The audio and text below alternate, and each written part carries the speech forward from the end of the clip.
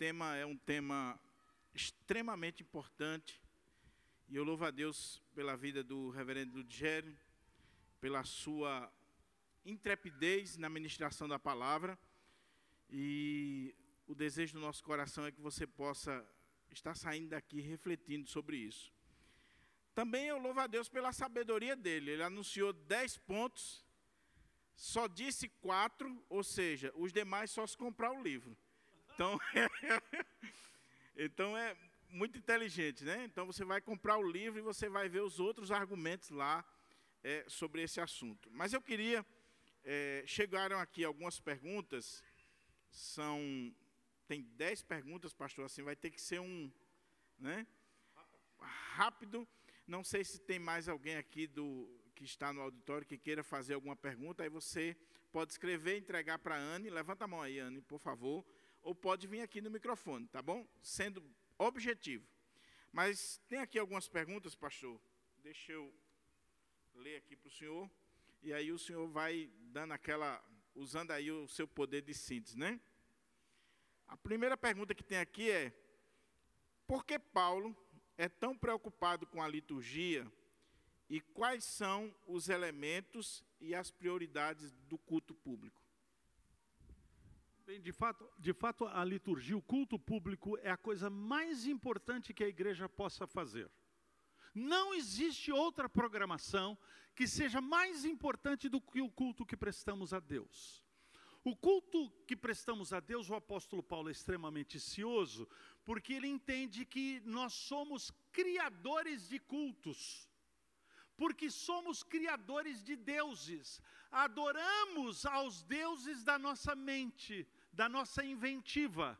E o apóstolo Paulo, então, preocupado com essa criatividade humana em relação a deuses, a idolatria mental, ele diz assim: aplaque a mente, instrua a mente.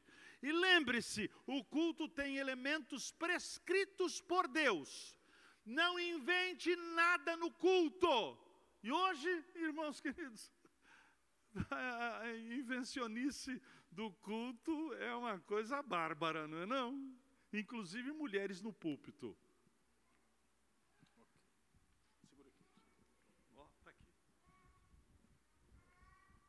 Muito bem.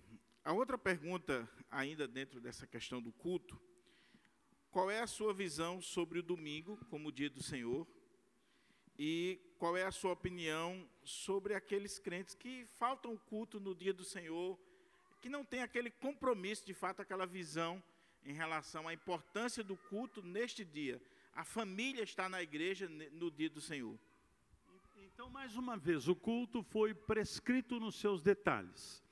E sendo prescrito por Deus, que ele trabalhou durante 6 dias e no 7º descansou, de tal forma que o 7º fosse o dia para que nós pudéssemos nos reunir em assembleia, e é parte da natureza essencial da igreja a reunião em assembleia.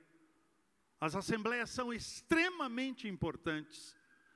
Nós ficamos meio confusos pelo fato de que na pandemia muitos adoraram a Deus através da televisão, não é verdade?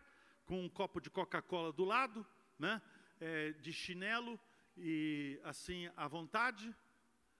Não nos preparamos, né? E o apóstolo Paulo diz até que as mulheres devem se adornar, se preparar, se vestir convenientemente para o culto, né? Porque o ajuntamento solene é sagrado, é parte da natureza essencial da igreja. Os membros da igreja devem comparecer. E não há desculpa necessária, a não ser circunstâncias que a gente não pode evitar, mas não há desculpas necessárias para fazer com que você fique em casa. Venha para o culto, participe do culto público. Isso é parte da natureza essencial da igreja e é parte dos princípios essenciais que o culto se dê no primeiro dia da semana, como aconteceu com os apóstolos que se reuniram no primeiro dia da semana, que foi o dia da ressurreição do Senhor. Ok. A outra pergunta, pastor, é: quais são os elementos de culto e quem deve administrá-lo? A ideia aqui da pergunta é, de repente, pessoas que não são ordenadas e tal, que muitas vezes estão exercendo funções. Sim, os elementos e quem deve administrá-lo. Esse é um dos argumentos do apóstolo Paulo. Tudo deve ser feito com decência e tudo deve ser feito com ordem, debaixo de ordem. E isso tem a ver com ordenação. E nem todos os homens são, na verdade, ordenados para a liderança do culto. As mulheres também não, né? A uns, Paulo diz que Deus chamou para apóstolos, outros para profetas, outros para evangelistas. Apóstolos, profetas e evangelistas cessaram. Nós não temos mais nem sequer evangelistas do ponto de vista, vamos dizer assim, técnico da palavra, porque a palavra evangelista significa aquele que ajudava, aquele que era ajudante, estava próximo do apóstolo. O período apostólico cessou. Nós não temos mais profetas, não temos mais apóstolos a não ser os fajutas. No entanto, nós temos aquilo que foi deixado pelos apóstolos e deixado pelos profetas. O ministério apostólico e o ministério profético é a Sagrada Escritura. Nós temos na nossa mão o trabalho apostólico, o trabalho profético, que é o Antigo e o Novo Testamento.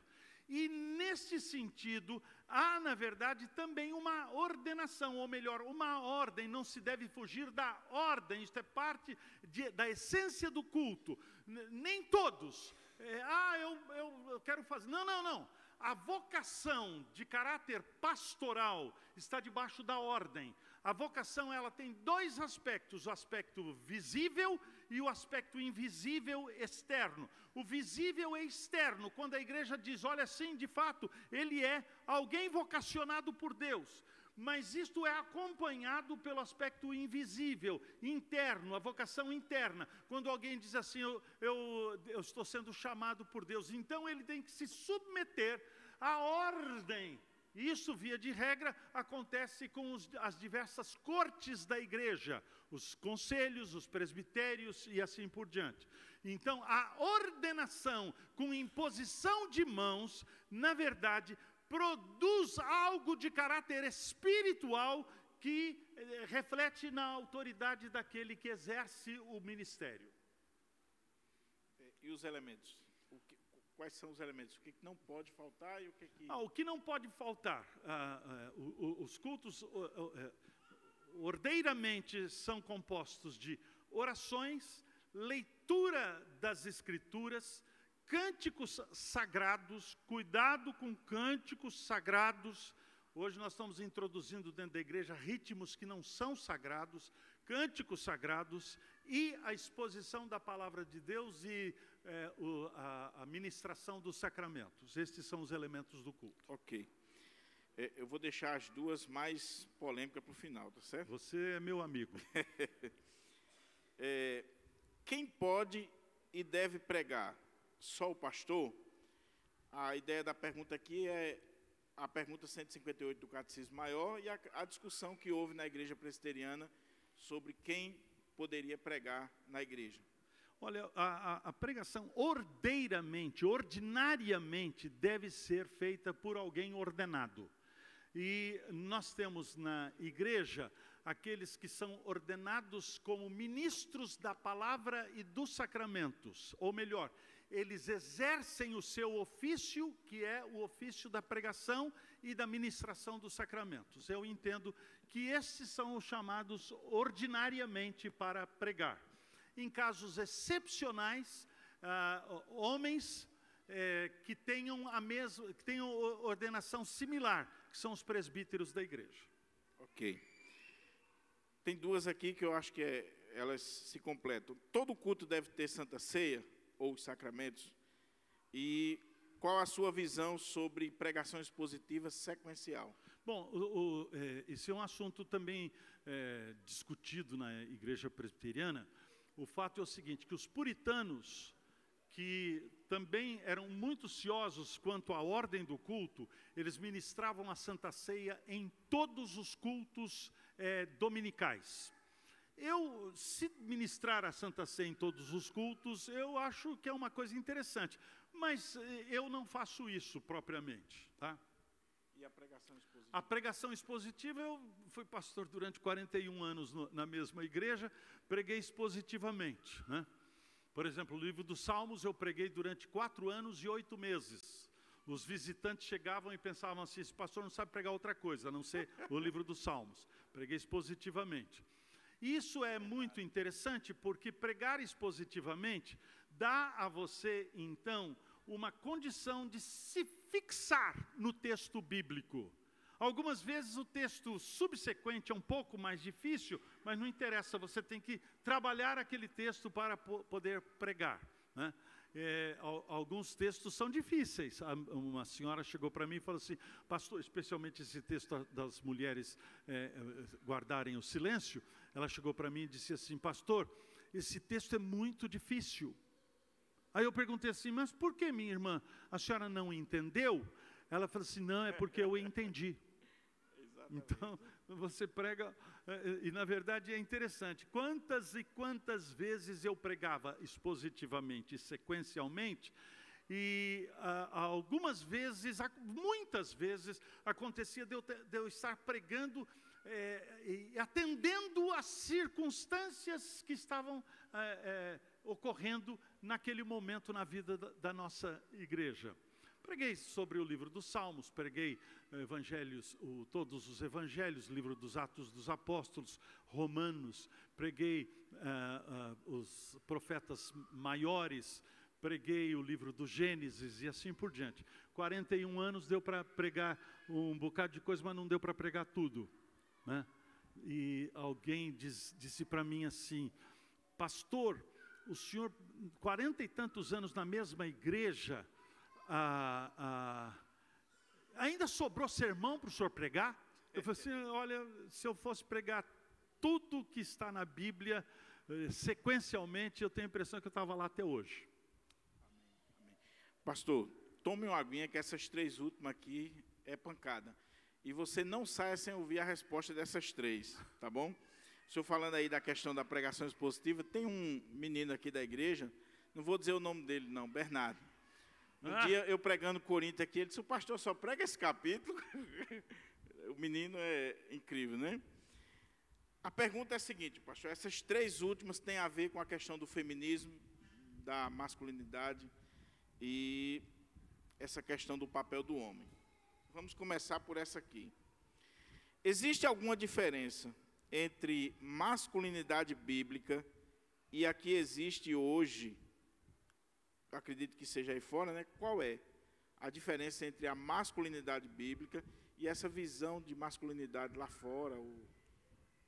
A masculinidade é uma coisa só. Se não é bíblica, não é masculinidade. E o que nós estamos vendo por aí afora não é propriamente masculinidade, mas macheza. Aí é só machão. Macheza tem a ver com genitália. Todos nós, homens, nascemos machos, graças a Deus, né? Mas não é propriamente a minha genitália que implica e que, na verdade, faz a minha masculinidade. Porque enquanto macheza é genitália, masculinidade é caráter. E, na verdade, meus irmãos, masculinidade é sempre aprendida.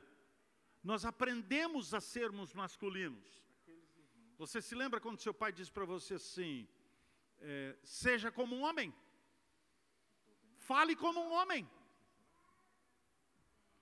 abra a porta do carro para sua mãe, dê lugar para ela, põe a sua mãe para o lado de dentro da calçada. Quando meu pai estava dizendo isso, ele estava dizendo pura e simplesmente o seguinte, meu filho, se alguém tem que morrer aqui, morra você. Para preservar a sua mãe, para preservar a sua namorada, a sua irmã, a sua esposa, põe ela para dentro da calçada. Agora, isso daí me faz provocar alguns aqui, né, especialmente os homens. Mas não respondam, por favor. Quantos homens aqui, não respondam, por favor, para não ficar com vergonha. Quantos homens aqui abrem a porta do carro para suas esposas?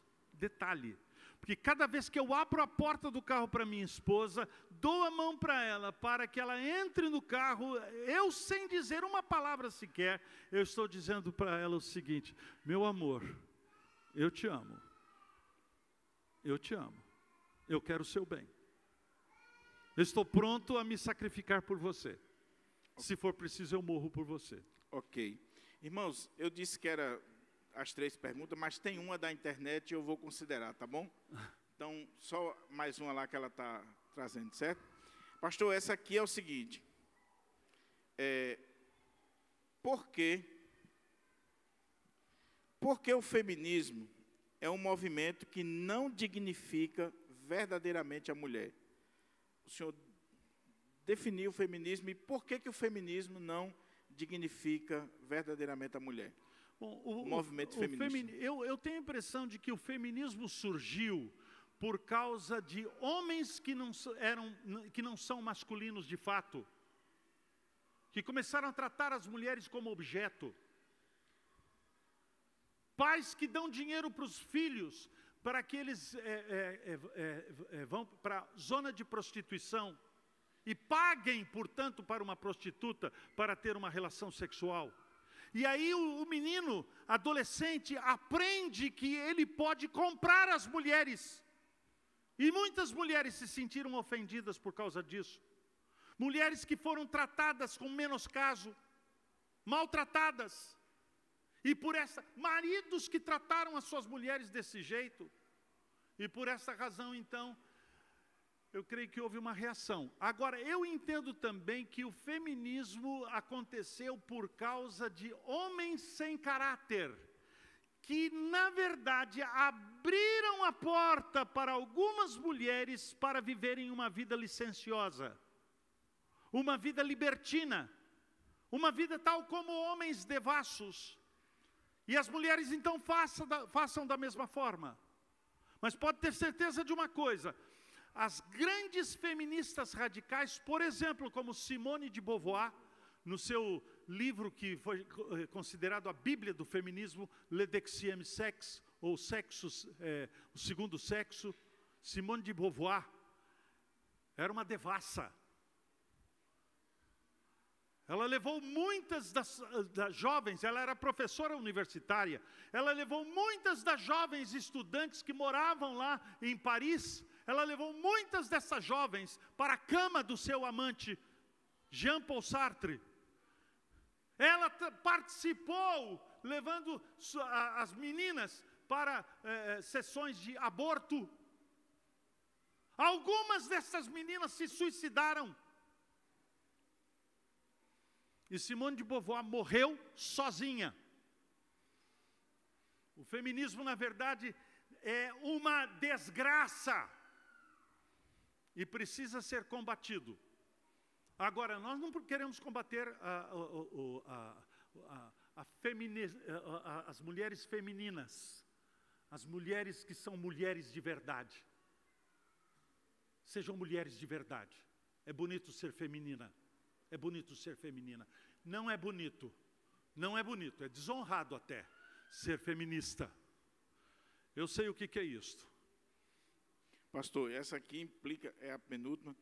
Como lidar biblicamente com mulheres cristãs que estão na igreja, que se definem ou agem como feministas? Bom, então, uma mulher que se define feminista, está na igreja e que se afirma cristã, essa mulher é inconsistente. Não há possibilidade de ser cristã e de ser feminista ao mesmo tempo. As feministas dizem que o último reduto da imposição masculina é na relação sexual. E, portanto, grande parte das feministas estão afirmando o seguinte: não mais relação de desiguais, mas relação de iguais. E o último reduto, o último sancionador do patriarcado, tanto na família quanto na igreja, para combater o patriarcado, como você faz isto? você derrubando o último sancionador do patriarcado, Deus o Pai. E é por isso, então, que as feministas radicais, chamadas presbiterianas, eu conheço algumas, não adoram mais a Deus o Pai, mas adoram a deusa Sofia. Não é possível ser feminista e ser cristã. São coisas antagônicas. E a última pergunta, fechou, eu acredito que fechou assim, deu certo, foi combinando, né? Quais os perigos da omissão masculina dentro da igreja? Os homens na igreja. Então, olha, veja só, este é o pecado de Adão.